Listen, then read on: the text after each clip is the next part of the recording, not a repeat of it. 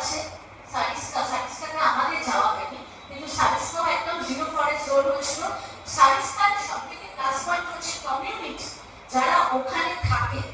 এই প্রথম দিকে আমি বলিনি, যারা আমাদের আদিবাসী ট্রাইবাল লাইফে কিন্তু বা বহু বহু বহু যুগ ধরে রয়েছে, এনশিয়েন্ট টাইম থেকে কিন্তু আছে, এবং প্রচুর painting, worldly painting, both painting আমাদের সুন্দরবনে গৌরবিবি দক্ষিণ রায়, এবং এরা কিন্তু গোয়াতে দেখছি, মেঘালয়াতে দেখছি, মানে খাসি হিলসে দেখছি, আবার সাউথ ইন্ডিয়াতে ইরুলা ট্রাইবস, এরা কিন্তু প্রত্যেক এদের সমস্ত শিল্পকর্মের ভেতরে দেখা যাচ্ছে এরা বাঘে কিন্তু পেন্টিং করছে, বাঘকে ওরা রেসপেক্ট করছে, পুজো করছে, বাঘ রাও বলছে, বাঘ ইয়েও বলছে, মানে রেসপেক্ট দিচ্ছে।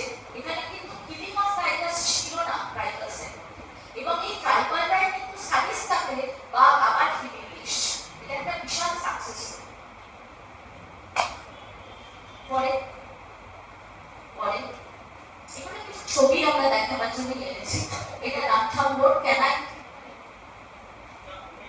যে বাঘের যে সামনে যে দুটো দাঁত, উপরে দিকে চারটে দাঁত, এটা কিন্তু মেন অস্ত্র।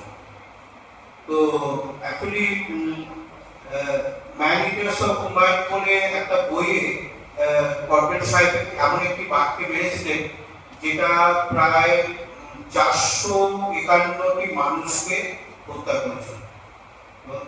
কর্পোরেট সাহেব যখন ওই বাঘটাকে হত্যা করলেন তখন দেখলেন যে ওর ক্যানাইনটিতে একটা দাঁত ভাঙা ছিল, এবং ওটা যদি ভাঙা থাকে ওর পক্ষে জীবজন্তু শিকার করা খুব ডিফিকাল্ট। আর এই টিটের মাঝখানের যে দৈর্ঘ্যটা, মাঠের যে লেগটা, এটার উপর কিন্তু অনেক রকম ভাবে কিন্তু নির্ভর করে। এই যে টাইগার সেন্সাস হয় না, আগে তো শুধুমাত্র ওই পাক মার্কের উপর হতো, এখন টাইগার সেন্সাস অনেক রকম ভাবে হয়।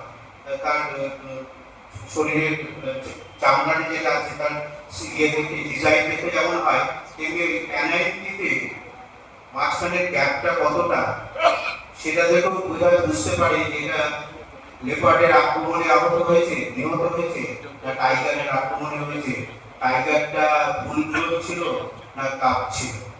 তো এই অনেকগুলো কিন্তু এখন সাইন্টিফিক্যালি কিন্তু ফরমেশন হয়েছে। এইটা একটা ড্রাইভ যেটা বলছিলাম, যে একটু যদি মে জুন মাসের নাগাদ যদি আপনারা জঙ্গলে যান তাহলে বাঘ দেখার সম্ভাবনা অনেক বেশি।